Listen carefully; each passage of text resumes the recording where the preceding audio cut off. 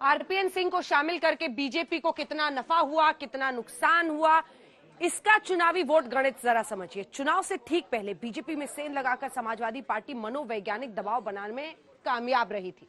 अब बीजेपी ने इसी दबाव से उभरने के लिए पूर्वी उत्तर प्रदेश के कद्दावर नेता को अपनी पार्टी में शामिल करवाया है। आरपीएन सिंह पिछड़ी जाति से आते हैं और पूर्वांचल के कई जिलों में उनकी जाति का अच्छा खासा वोट है। यानी आरपीएन सिंह को अपनी टीम में लेकर बीजेपी ने पूर्वांचल में डैमेज कंट्रोल की रणनीति बनाई। यहाँ आपको ये समझना है कि इन तस्वीरों में छिपे 4 बड़े सियासी संदेश क्या हैं। नंबर 1, स्वामी प्रसाद मौर्य को काउंटर करना। चुनाव से पहले समाजवादी पार्टी ने पिछड़ों के बड़े नेता स्वामी प्रसाद मौर्य को अपने पाले में लिया। अब मौर्य के इलाके के ही एक बड़े ओबीसी चेहरे को बीजेपी में शामिल करवाया। नंबर 2, संदेश देना पिछड़ों का मोहभंग नहीं हुआ। स्वामी प्रसाद मौर्य की अगुवाई में गैर यादव पिछड़ी जाति के कई नेताओं ने पार्टी छोड़ी।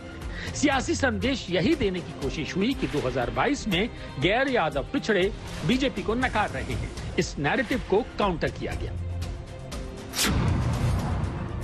नंबर 3, पूर्वांचल में पिछड़ी जाति को लामबंद करना। समाजवादी पार्टी ने पूर्वांचल में राजभर को अपने गठबंधन में शामिल किया। मौर्य भी बड़ा चेहरा है। पूर्वांचल में डैमेज कंट्रोल करने के लिए आरपीएन सिंह को शामिल करवाया गया। नंबर 4, गांधी परिवार की लीडरशिप पर प्रश्न उठाना।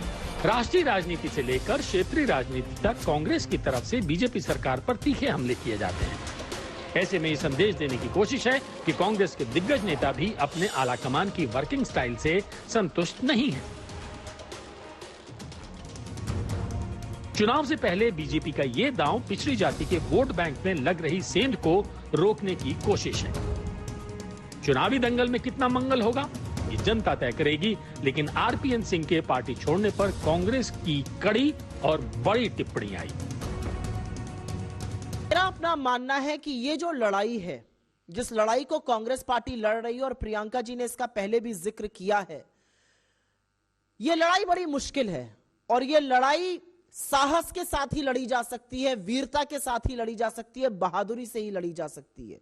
क्योंकि ये लड़ाई आप एक दंभकारी सरकार, उनके अहंकार, उनकी एजेंसीज, पूंजीवाद, हर तरह के लांछन के खिलाफ लड़ रहे हैं और इसको लड़ने के लिए बूता चाहिए। ये सच की लड़ाई है, ये सिद्धांतों की लड़ाई है और मुझे नहीं लगता कि कोई भी व्यक्ति कांग्रेस में रहकर हमारी बिल्कुल विपरीत आइडियोलॉजी की पार्टी में जा सकता है।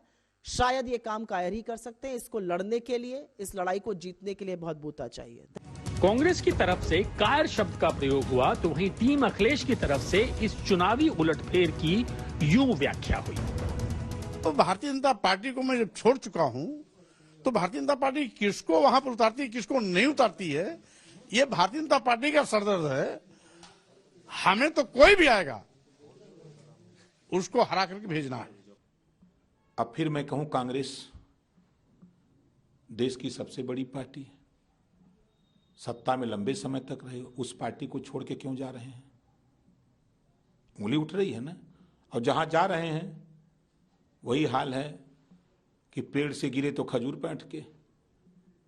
जहां लड़ लें पेट भर जाई। भाजपा में जा रहे हैं ना, पेट भर जाई, लड़ लेता ना, समझ में आ जाएगा। कोई मतलब नहीं है इन लोगों का, सब दगे हुए कारतूस वहां इकट्ठा हो रहे हैं। हमारे खिलाफ कोई मुद्दा नहीं है। मुद्दा विहीन या विपक्ष उत्तर प्रदेश की जनता को डराना चाहते हैं, लेकिन मैं इनको बताना चाहता हूं, उत्तर प्रदेश को सुशासन का एक तरह से कहिए कि आभास हो गया है। इसके कारण से हम 2014 से 2017 से 2019 से लगातार जीत रहे हैं। 2022 में भी 300 से ज्यादा सीटें जीतेंगे। पहले बीजेपी में सेंध लगी थी, समाजवादी पार्टी ने नेताओं को आयातित किया था। इसके बाद समाजवादी पार्टी में बीजेपी ने सेंध लगाते हुए मुलायम सिंह यादव की बहू अपर्णा यादव को पार्टी में शामिल करवाया। अब कांग्रेस में सेंध लगाकर बीजेपी ने पिछड़ी जाति से आने वाले आरपीएन सिंह को अपनी टीम में शामिल करवा लिया है। यानी चुनावी मौसम में आया राम गया राम का खेल जारी है। आज तक ब्यूरो।